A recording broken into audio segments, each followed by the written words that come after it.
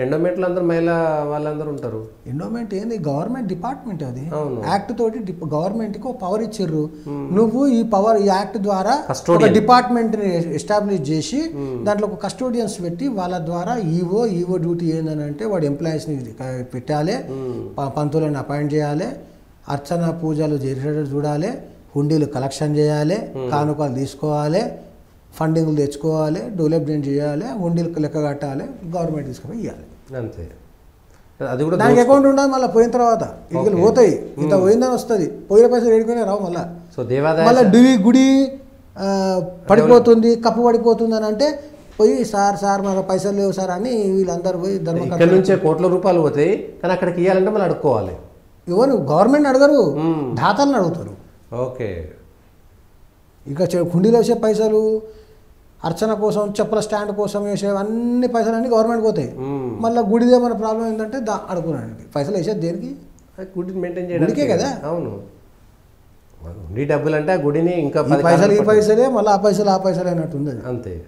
మళ్ళీ పైసలు ఉన్న వాళ్ళకే దర్శనం చేయాలి, పేదోళ్ళకి దర్శనం చేయొద్దు. చెప్పుల నుంచి ఎండోమెంట్ యాక్ట్స్ యొక్క ముఖ్య లక్ష్యం ఏంటంటే భక్తుల్ని గుడికి దూరం చేయడం. ఓకే. ఎట్లా ఎట్లా ఎట్లా నేను ఒక సామాన్యమైన హిందువును, నేను గుడికి పోదాం అనుకుంటున్నాను. ఫస్ట్ నేను బండి స్టార్ట్ చేసుకొని గుడి కాడ పోయి పార్క్ చేస్తా. బండి పార్కింగ్ టికెట్ రైట్, అక్కడ నుంచి మొదలవుతుంది. ₹2. చెప్పులు ఎడతా, చెప్పుల స్టాండ్ టికెట్ ₹2, ₹4 ₹5. ఇది ₹5, 10 అయిందా, ₹10 అయిపోయిందా, కొబ్బరికాయ కొంటా. కొబ్బరికాయ ఎంత?